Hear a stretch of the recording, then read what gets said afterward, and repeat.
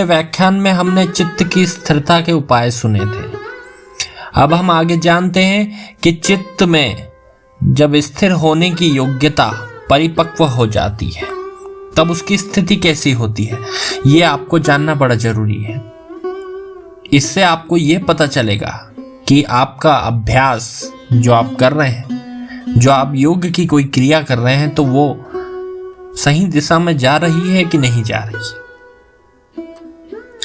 चित्त स्थिर होता है, लेकिन कितने समय के लिए होता है ये हमें जानना होगा, क्योंकि चित्त की स्थिरता अगर बहुत अल्पकालीन है, माइक्रो सेकंड तक सिमट रही है, तो वो उसका कोई अर्थ नहीं। हमें उसे बड़ा करना होगा। उसके बड़ा करने के लिए हमें अलग अलग जो पदार्थ है उन पर अपना ध्यान स्थिर करने की कोशिश करना होगा। चित्त में जब स्थिर होने की योग्यता परिपक्व हो जाती है तो उसमें क्या क्या हमें एक सिम्टम्स दिखते हैं वो हम समझते हैं।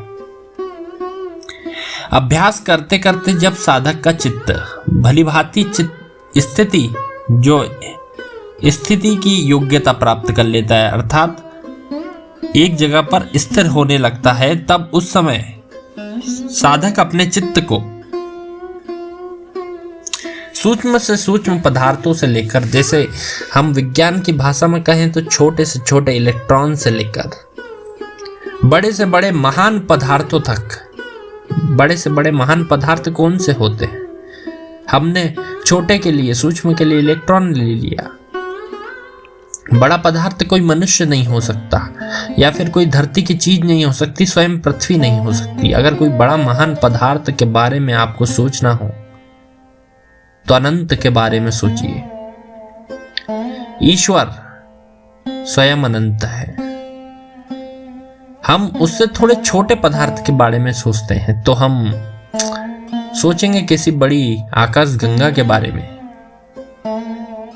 अगर ऐसी स्थिति उत्पन्न होती है और वह उन पर अपना ध्यान तत्काल स्थिर कर पाता है, पहले एक छोटे से इलेक्ट्रॉन पर ध्यान स्थिर किया और तुरंत एक आकाश गंगा पर ध्यान स्थिर कर दिया, ऐसी योग्यता हासिल करने वाले को यह कहा जाता है कि उसे अपने चित्त पर पूर्ण अधिकार हो गया है, उस मन की गति पर पूर्ण अधिकार हो गया है। चित्त में स्थिर होने की योग्यता परिपक्व हो जाने की पहचान यही है, ऐसा गीता में भी श्री कृष्ण ने कहा है। तो अगर कोई व्यक्ति इस स्थिति में आता है तो उसे मान लेना चाहिए कि उसका चित्त जो है वह स्थिर हो चुका है। साधक का चित्त उसके अधिकार में आ जाता है, जैसा हमने अभी समझा था। हमने एक उसका लक्षण भी बताया।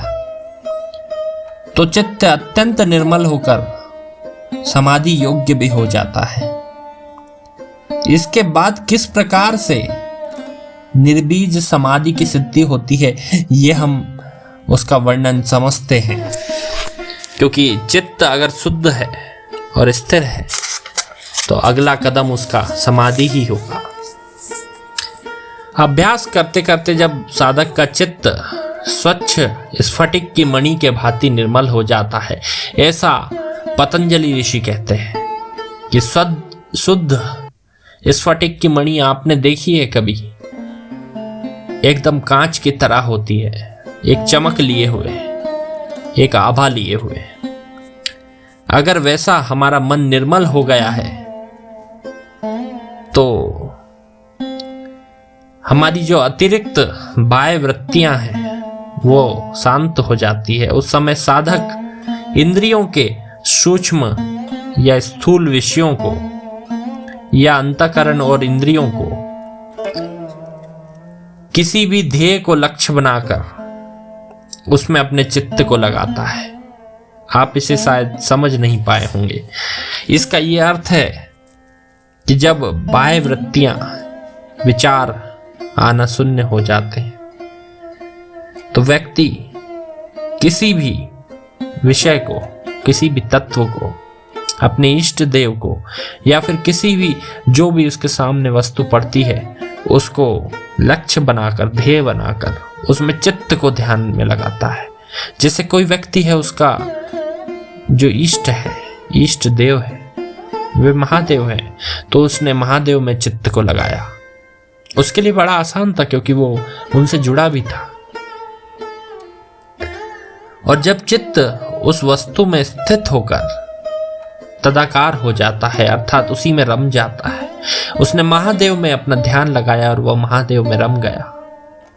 महादेव और साधक में एक स्थिति में भेद नहीं बचा। तो व्यक्ति को सामने वाले देवता के जो स्वरूप है उसके बारे में भली भांति ज्ञान हो जाता है। उसके विषय में किसी भी प्रकार का संशय नहीं बचता, ना उसे भ्रम होता है। और पतंजलि ऋषि कहते हैं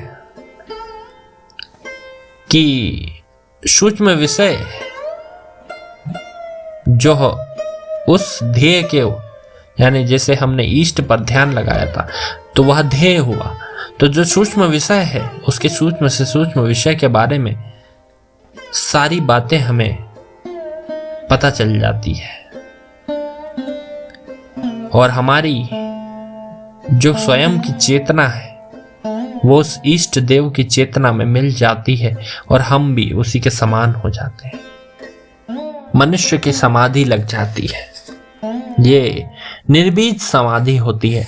हमने पहले तो एक ध्येय लिया, इष्ट लिया, उस पर ध्यान केंद्रित किया, उसी में रम गए। रमते रमते एक बार ऐसी स्थिति आएगी कि सब कुछ शून्य हो जाएगा, केवल शून्य बचेगा। उसे ही हम समाधि कहते हैं, निर्बीज समाधि कहते हैं। निर्बीज समाधि तो काफी उच्च की बात हो गई। उसके पहले भी कुछ घटनाएं घटती है। समाधि में भी भेद होते हैं, जैसे स्थूल और सूक्ष्म, ये दो पदार्थ हैं जो मन और इंद्रियों द्वारा ग्रहण किए जाते हैं। इसका क्या संबंध है समाधि से हम समझते हैं। हमने किसी एक स्थूल पदार्थ को या फिर किसी एक वस्तु को ध्येय बनाकर उस पर ध्यान लगाया, तब उसके स्वरूप को जानने के लिए योगी को अपने चित्त में उसके नाम का, स्वरूप का और ज्ञान का अनुभव होगा। अर्थात उसके स्वरूप के साथ साथ नाम और प्रतीति की भी चित्त में एक चेतना रहेगी। इस समाधि को सवितर्क समाधि कहते हैं। इसी का दूसरा नाम सविकल्प योग भी है। पहले जो अभी स्थिति हमने बताई, उसके बाद में साधक के चित्त में ध्येय वस्तु के नाम की स्मृति लुप्त होने लगती है। उस वस्तु के, जैसे आपने शिव पर ध्यान लगाया था, तो धीरे धीरे शिव का नाम ही लुप्त होने लगेगा। ऐसा नहीं है कि शिव वहां से चले गए, शिव तो अनंत है, मगर ये शिव नाम तो हमने दिया था हमारी बुद्धि से। उनका असली स्वरूप जानने का जब समय आया तो उनके नाम का भी लोप होने लगा। और उस विषय की चिंता करने वाली, अर्थात उसके बारे में चिंतन करने वाली चित्त की स्मृति का भी स्मरण नहीं रहेगा और धीरे धीरे उसके स्वरूप का भान भी नहीं रहेगा और ऐसा लगेगा कि सारी चीजें हवा में घुल रही हैं। उस समय सभी प्रकार के विकल्पों का अभाव हो जाएगा। न रूप बचेगा, न रंग बचेगा, न नाम बचा, यहां तक कि हमने उसका स्वरूप भी भुला दिया। तब केवल ध्येय पदार्थ के साथ, अर्थात इष्ट के साथ मिले हुए मन का जो प्रभाव है वह हमारे चित्त को प्रकाशित करने लगेगा। उस अवस्था का नाम निवितर्क समाधि है।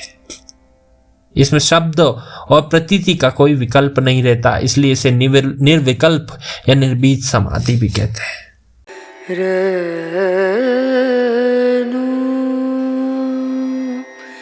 रे